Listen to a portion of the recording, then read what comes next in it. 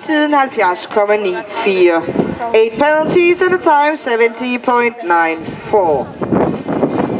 Så er startsignalet givet til Sofie Lofstrandgaard på Bonnie Coney Patch. Og vi skal bede start nummer 6, Julie Voldgaard Hansen, om at følge med ind på banen. Og start nummer 7, Sissel Brock Frederiksen, må gerne holde sig klar i pit. Og start nummer 8, Julie Fløjsand, skal holde sig klar på opvarmningen.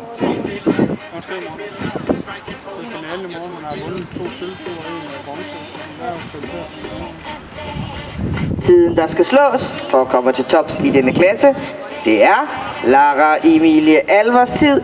Hun var nemlig fejlfri i tiden 71,53.